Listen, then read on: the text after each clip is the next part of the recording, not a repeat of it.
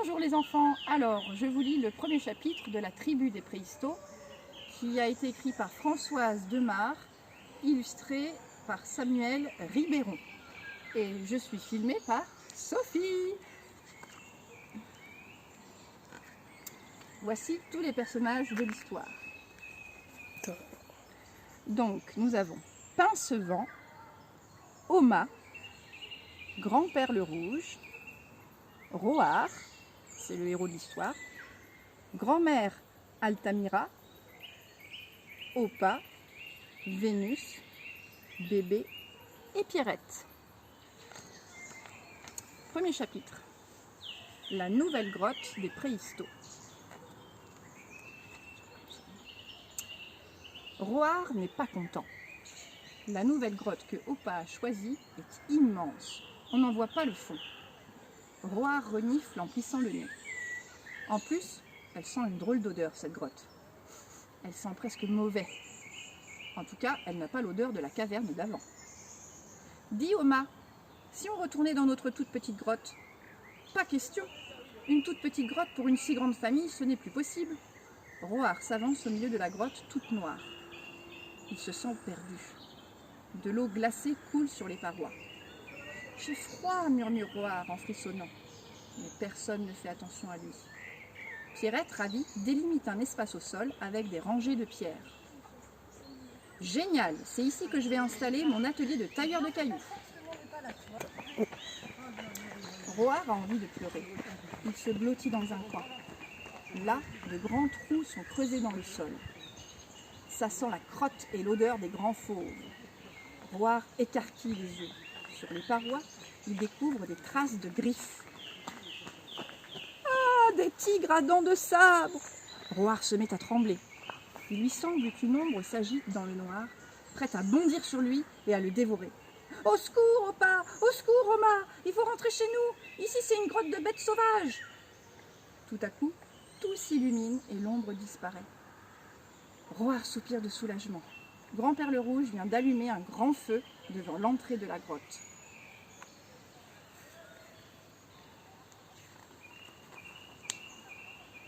Le petit garçon arrête de trembler.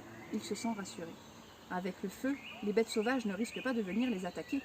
Et puis il aime cette odeur de fumée que le vent du dehors apporte. Pincevent grogne dans son coin. Qui pourrait m'aider à éclairer le fond de la grotte? Roar se précipite. Il allume les torches et Pincevent les accroche en hauteur.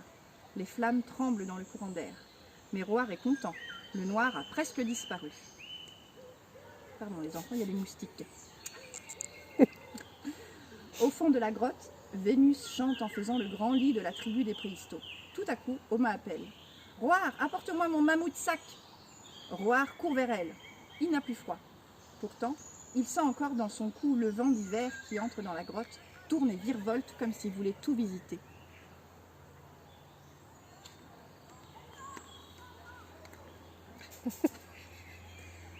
Oma fouille... Ah, excusez-moi. C'est bon? Oma fouille dans son sac. Qu'est-ce qu'on pourrait manger pour fêter notre arrivée? Roar voudrait bien un ragoût de cerf accompagné de baies sauvages. D'accord, dit Oma. Opa accroche un grand rideau de peau devant l'entrée de la grotte. Plus de vent glacé. Dehors, l'hiver. Ici, c'est chez nous, lance Roar.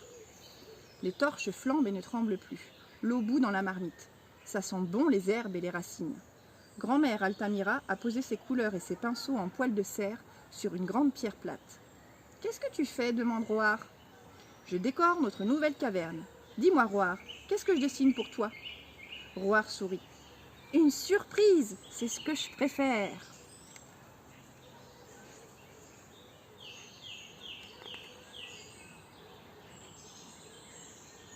Le soir venu, la tribu des préhistos se couche sous les peaux de bêtes.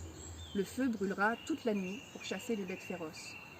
Roar a du mal à s'endormir. Grand-Père le Rouge ronfle trop fort.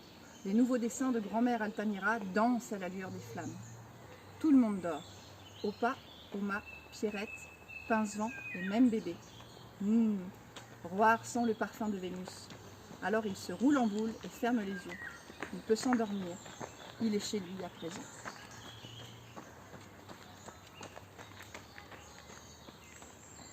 Fin du premier chapitre.